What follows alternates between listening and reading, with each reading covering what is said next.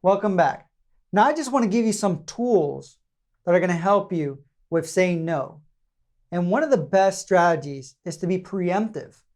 So it's a lot easier to say no if you know why you're saying no and if you already have a strategy in place before you get stuck in a situation where you say yes because you don't know how to get out of that situation.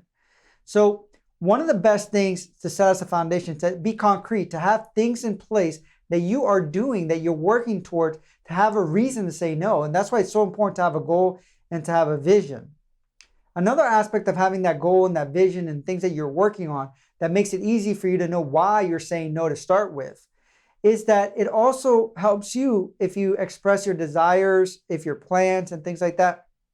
So people already know that you have things that you're working on and that you're doing, so then they can better respect your time. And be consistent with that. Be consistent with letting people know what you're working on and what you're doing to a certain degree, because again, it helps them. I was one that, for my family, I was the family savior. Everyone would call me every time they had a problem, or they would want me to help them do something, or they would want to come over or spend hours on the phone with me. But because I let people know what my purpose is, what my vision is, and what my goals are, everyone assumes that I'm just very busy, and sometimes I'm not. I can be a person that is not busy, that I'm doing the things that I'm very passionate about.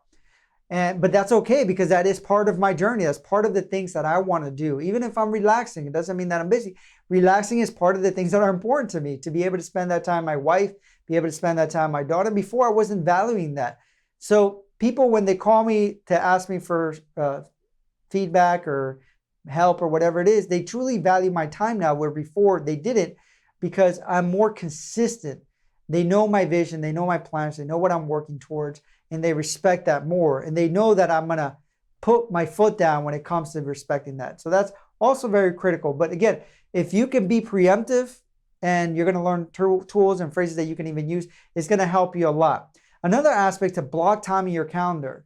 Because if you don't have concrete steps and goals that you blocked on your calendar, things that you want, even fun things that you want to do, it's easy to fill it up with other people's things, other things that people might want to do. So again, take your calendar out, block things that you want to do. If you want to have some time at the beach or going for walks or relaxing, taking baths, Tuesday and Wednesday are my bath nights where I just relax, or whatever it may be, put it in your calendar. If it's important to you, put it in your calendar, because many people just put to-dos and ta-das in their calendar, but they don't put the things that they actually want to do. And I put those in my calendar because they're equally, if not more important. Another aspect is have strategies.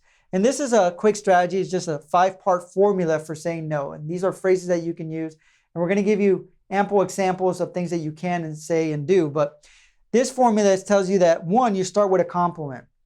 And I found that in research shown that if you say thank you to someone, thank you for thinking about me, thank you for thinking that I can help, or that I'm good at that, or whatever it is, it makes them feel good. It makes them feel like, okay, you're recognizing what they're saying.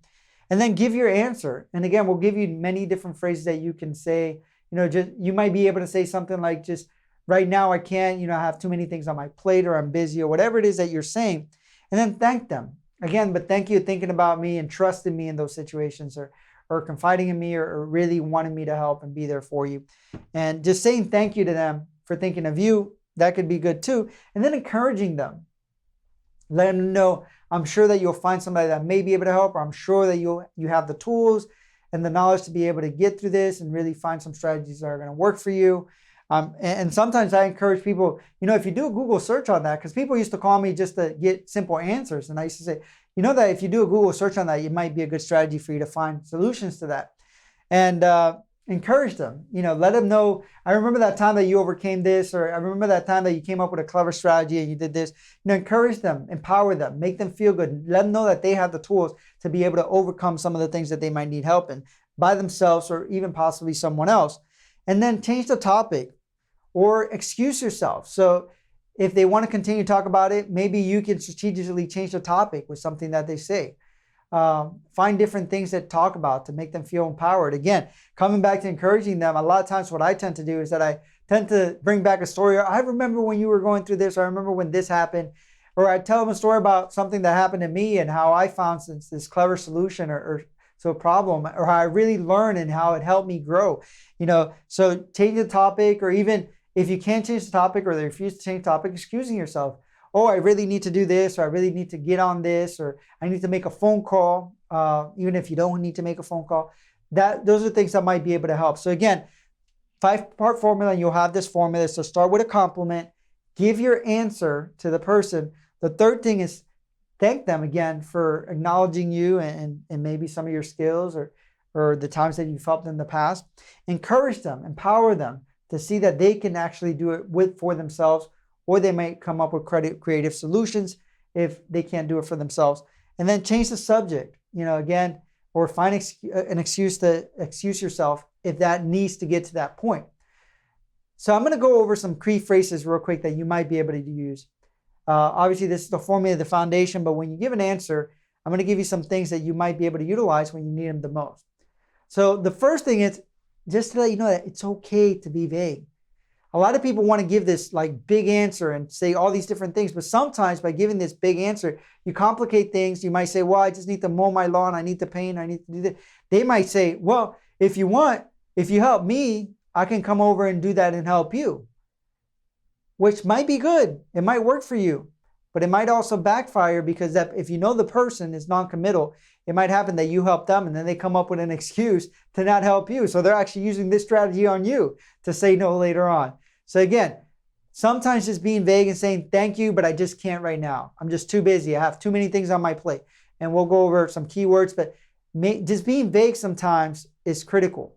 Sometimes even with phone calls, I'll give you a good example. If somebody calls you and I know that they're the type of person that just wants to keep me on the phone and try to get me to be their savior and answer all these questions, whether it's a relationship issue or whether it's a work issue, whatever it is, I already have a strategy where if I pick up the phone call, I might say, I'm so busy right now. I have a meeting coming up, or I'm supposed to be doing this, but I just want to make sure that I answered your phone call. So you might preface it by saying something that you're doing or that you have to do, and I can't stay long, but I just want to make sure to answer your phone call, make sure everything was okay or whatever it may be. So again, having is something specific that you tell people. And even if you know there's somebody that every time you talk to them, they try to get you to do something, prefacing with something like telling them, oh, I've been so busy, I'm working on this, I have tight deadlines or whatever it is. Being preemptive, already letting them know again that you have something concrete that's going on in your life. So when they ask you, you already have a way out. You've already set the foundation for the way out. And they might not even ask you now because you already told them that you can without them even asking you something to do something for them. So again, something very important. But you also got to recognize that it's okay to tell them that you're committing to yourself. Sometimes, people make all these issues about just making sure that everyone else is the priority. It's okay to let people know. You might be able to tell them, I'm really working on this, and I'm truly I'm working on this year, being truly committed to achieving these goals. So I'm not sure I can help. I'm sure that you'll understand. By prefacing things with saying, I'm sure that you'll understand, you're already then making it feel like it's almost like they have to understand, because you're empowering them to see them in a light of understanding of a person that truly cares for you. Because if they understood, they would care. So you're kind of letting them know.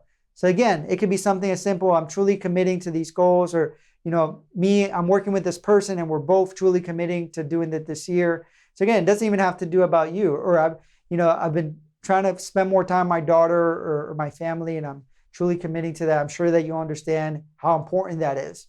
So again, prefacing with that. Another aspect I mentioned is having key words. Keywords are so critical because it could be something so simple, by telling people things like, I'm maxed out, I have too much on my plate, I got a big deadline coming up, or my calendar's full right now. Something that you say consistently to other individuals that are constantly trying to get you to do something. So even if it's somebody that won't take no for an answer, if you keep repeating the same thing, I'm maxed out, my calendar's full, I have a big deadline coming up, I have too much on my plate, then they'll get the point. But again, there's people that will not stop when you say no, because we went over some of the strategies that people use. And some people, like kids in a candy store that don't know how to take no because they got yes by pushing and pushing and pushing, might try the same thing. So when people are bullies or they're using strategies, you got to remember they're not respecting your boundaries. So you shouldn't feel bad about it. You should understand that this is somebody that's not respecting your boundaries, or not respecting that you're telling them no, that they're seeing themselves as the main priority and they do not care how they impact you. And it's not that they're doing it intention by being unconscious, but you have to realize where they're coming from. Instead of feeling bad, take a stand. Be empowered to say, this person's not respecting me. And how do you stand up to that? Just be firm. When you say a statement, again, it can be a key word or something like that, you can be firm. Kill them with kindness. So when you're firm, you say, I understand your concerns. I understand the challenge that you might be going through. I just really can't help right now. And stick to it. Stick to your guns and to what you said initially, the statement, and keep repeating that statement. Another aspect is killing with kindness. And this is why you have the formula. By thanking them, by starting with a compliment, thanking them before you say your statement, or just smiling. I just really can't help right now. I'm truly sorry. And then move on. Walk away from the situation or change the topic. And if you can't change the topic, walk away from the situation, but be firm. And if you really have to be firm and say, no matter how many times you ask me, I'm not going to change my mind, but I just can't. It's not something I can do right now. Or no matter how you phrase it, and I understand that it's challenging, but I don't have the room in my life right now to be able to deal with that situation. Be firm and be committed to what you're saying. And it's actually empowering when you walk away from a situation like that and you realize that you stood your ground. It's empowering. Another strategy is just to let it all hang out. Somebody tells you about their issues or problems, and then they want you to commit to being their problem solver, their hero, whatever it is. Let it hang out. Tell them everything that you're working on. Tell them everything that you're doing.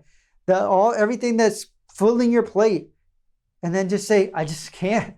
Imagine that I have to get all that accomplished by the end of the week. So let it all hang out. Another strategy is sometimes we tend to talk too much. Sometimes it's just good to say nothing, just to listen. People will keep trying and keep making statement or indirectly try to get you to say yes. Sometimes it's just good just to sit back and just listen and say, I'm sorry to hear that. It sounds very challenging. I'm sure you will find strategies because you're so smart, you're so resourceful. You've always come up with strategies. That's why I admire about you. You can compliment them or just stay quiet and nod your head. Sometimes saying nothing is the best strategy. And instead of just talking away, just stay quiet, shake their head, and acknowledge what they're saying. That's it. Don't say anything else. You don't have to be the savior. You don't have to jump in. Another aspect that you can do is to set boundaries from the get-go. So let's say if you do want to help someone, but you just don't want to help them with this major issue, but there are things that you can do to help. You can just set the boundaries. Well, I can't truly help you with that, but this is one thing that I can do to help. And it could be something as simple. I've told people, I wish I can help, and I really can't help right now, but I can, keep you in my positive intentions and even prayers or whatever might work for the person. If whatever your spiritual beliefs, if that works for you, you can say that. Or you can say, I can't help you with that, but I will follow up and be a support to you and give you a call like in a couple of days just to see how it's going. Whatever you can do. Or I can send an email out to see if there's anyone else that might be able to help. Or I can post something somewhere to see if there's anyone else that can help you with that. So that way you're seeming that you're helping, but you're not committing to doing anything in particular. That's not something that you want to do. Maybe there's something that you are willing to do that feels good to you. And if that feels good, then set the boundary. Say, I can't help with this, but this is what I can do. The last thing is to stick to your desires. And this is so big because research has shown across the board that if you make a decision and you cut all ties to anything else, it actually creates more happiness. Unhappiness comes from people that flip-flop with decision making. So if you make a decision, stick to it.